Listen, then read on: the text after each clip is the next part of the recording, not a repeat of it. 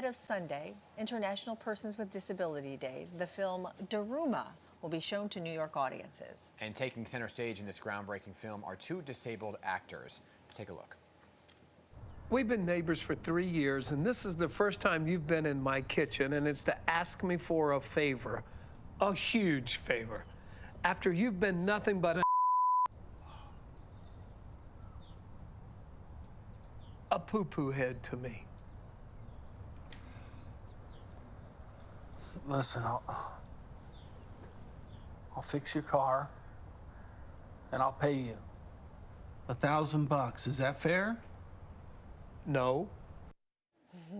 And joining us from the cast this morning is actor John W. Lawson. So good morning, and thanks for being here. Oh, thank you for having me. This is, we appreciate it. Well, we're actually very excited to speak about this film. Can you tell us a little bit about DARUMA, what the storyline is? Well, DARUMA is about Patrick, a bitter paraplegic, who found out that he had a 4-year-old daughter and thought that he could take care of her because he got money to take care of her. He tried and couldn't do it, and then had to take her to the maternal grandparents, which live on the East Coast. And it's a story about family, fathers and daughters, and about love, and more than anything. It's like a survival story and a rescue story, and both of those things make great drama. And you'll laugh some along the way, too. Okay, yeah, you can tell from that clip right there, right? But this is the first time a film is led by two disabled actors where disability is not the actual focus of the film. So talk a little bit about that. Absolutely. As far as we can find out in the research, this is the first film in the history of American filmmaking where both of the lead actors have been authentically cast. Wow. And when you look at the population, about 1 in 4 Americans, or 25% according to the last census, have some form of disability. But yet in film and television, less than 2% of those characters are actually written as a character with a disability.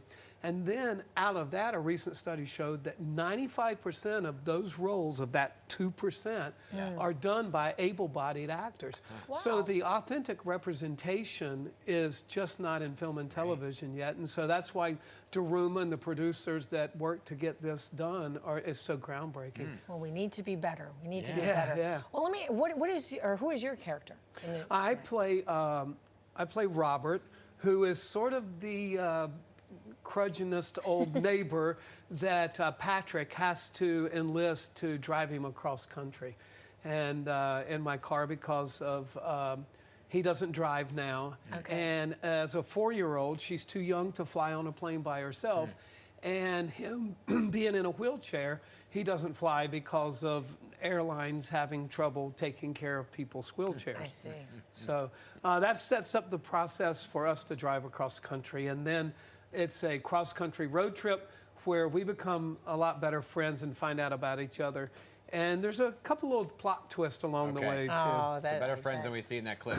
Yeah, and I might add, too, that New York's own Abigail Hawk from Blue Bloods is in the film as well. That's and wonderful. she plays one of the love interest. Yeah, oh, wow. Okay. She might be unrecognizable because she has a dark hair. Okay. I just saw her at an event there like 2 weeks ago. I've heard about your event. The North Shore, yeah. Let's talk about acting was not your original career, right? So how did you pivot away from what you were doing to acting?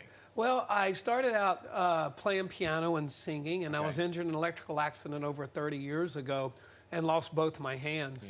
And at that time, though, I was doing opera, so it was sort of acting, and got tired of singing in a foreign language and having somebody yell at me in English. So I did a little audition for an under 5 role here in New York 100 years ago, and said, you know, I like this better. So kind of pivoted more into acting, and then 30 years ago lost my hands and thought, you know what, as an actor, as a trained actor with disabilities, there'll be plenty of roles for me. And of course I learned better. So for the last 36 years, I've been an advocate for people with disabilities in front of and behind the camera. Well, how incredibly inspirational you are. I mean, like you said, you started out playing the piano and then you lose your hands. Yeah. You know, but look at you now in this film, and also I guess you're also you were just in a production of Inherit the Wind as well. Yeah, it's really interesting. I was at the Pasadena Playhouse in L.A. or in Pasadena. It's sort of the LA version of Broadway. And they did a new version of, or a reinvented version of Inherit the Wind, and with a very diverse cast. You know, it's a 1955 Broadway play that was based off the 1925 Scopes Monkey Trial, and the polarization that was involved in evolution versus creationism. And in the 1950s, when it was done here in Broadway, it was about, brought about polarization and McCarthyism. I see. And today, I guess we have some polarization today. Yeah. Just a bit. So the Pasadena Playhouse, you know, had the courage to go back to the estate and bring it forward and represent polarization in what we have today. All right, John, we are out of time, but it's been a pleasure Yeah. talking to you this morning. Thank you so much, and you can see DARUMA tonight at the Regal Theaters in Union Square. Awesome. Thank you Took so the much. words out of our mouth. There it is. Few right there. tears left. I can read the book. Yeah, you can. 7:45 p.m. All right. Tonight.